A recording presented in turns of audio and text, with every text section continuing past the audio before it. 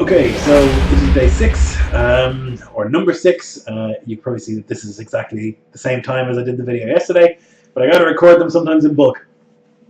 And this is in relation to the Dead Man's Guide to Dragon Grin, which if you're watching any of these videos, you will know about already.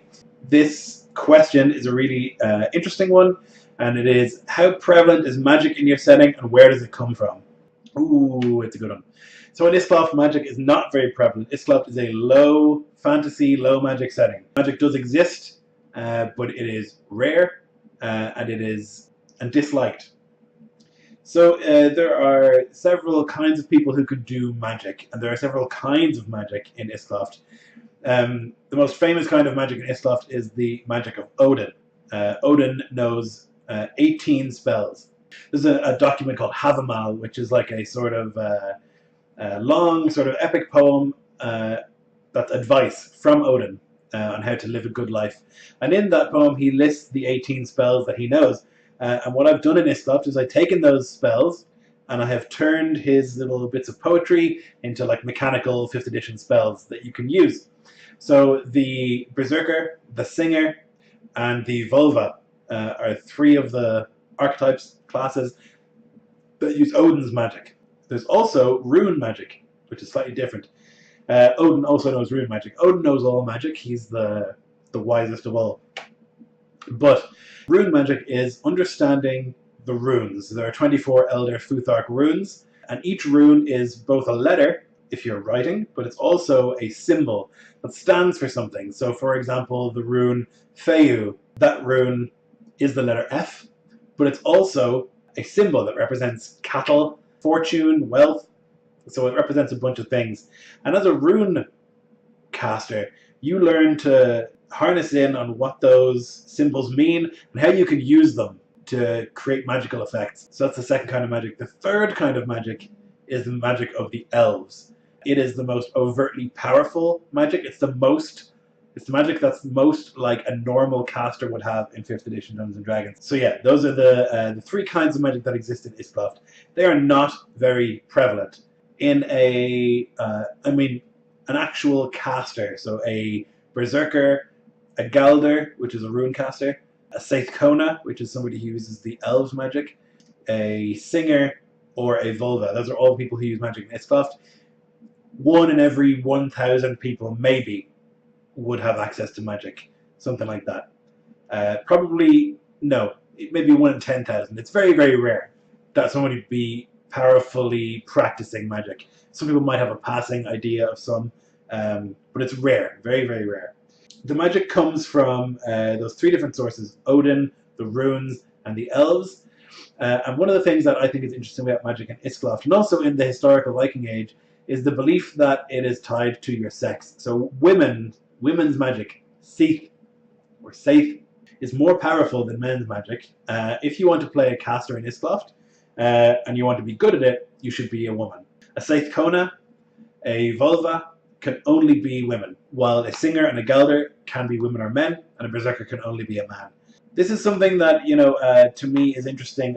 You never see it in settings that classes are restricted by sex, which I think is a good thing, generally speaking, because it can lead to, misconceptions and stereotypes. But it's also something I think is interesting, that there was a real belief that women had a special kind of magic that men couldn't use, and I really wanted to bring that across in the setting. And it forces you to like put interesting female NPCs and characters into your game, because I think it's something that a lot of people are guilty of just generally. I don't think for any malicious reason, but it just tends to be the case that most of the NPCs who will make are male, if you yourself are male.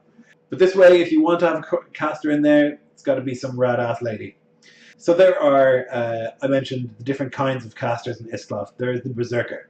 Now the Berserker is not the Berserker that you might think it is. It's not just a guy who gets very angry. The Berserker in Iskloft is a holy man, a sort of zealot of Odin, who can, through Odin's blessing, bring himself into this like trance-like rage. But also, because he's a holy man of Odin, he knows some of Odin's spells, his songs. And that is one of the kinds of magic, the songs of Odin. So the Berserker will get access to, depending on the kind of Berserker, depending on the archetype, will get access to different kinds of Odin's songs. It's not even, if you're talking traditional sort of mechanics wise, the Berserker is not even like a half caster, not even like a quarter caster. They get access to like 1 or 2 rituals. Second kind of caster is the Galder. The Galder is the one that uses rune magic. It's the only one that uses rune magic. It can be a man or a woman, and it is a sort of more utility-based, I'm speaking mechanically now, utility-based sort of archetype. The runes give you lots of passive abilities. Kind of imagine them a little bit like the invocations that the Warlock gets. Permanent passive abilities and lots of utility sort of spells. The thing about runes is as well, to truly understand a rune, you have to go through some pretty difficult processes. If you want to understand the rune Is for ice, you need to really expose yourself to what it means to be cold. You need to go through hypothermia to understand it. So there's like a sacrifice that needs to be made for knowledge. This is something that Odin had to do, and I think I want to be a part of Iskloft, is that knowledge comes at a price.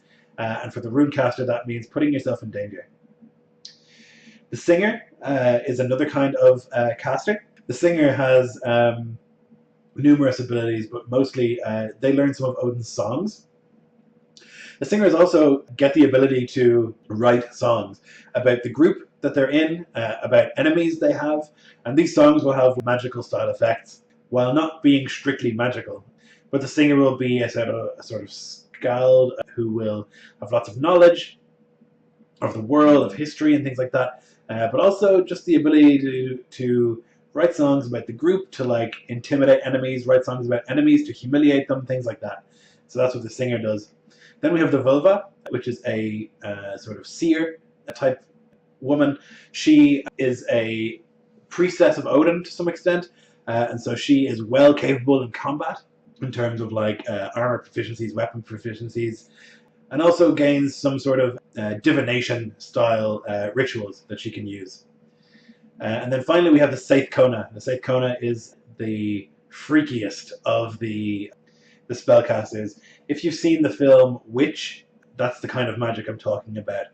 Strange, ritualistic magic that is profane but very, very powerful. The Saith Kona is widely feared in the whole world, everywhere that they go. Feared and often respected, but definitely feared. So those are the different magical classes that you can be. If you have questions about any of those, definitely tell me. I would love to do more videos, but I don't know what people want to hear, if people are interested in hearing all this stuff. So yeah, that's magic in a nutshell in Iskloft. I hope that this has been informative. I'd love to hear from you, and thanks for stopping by.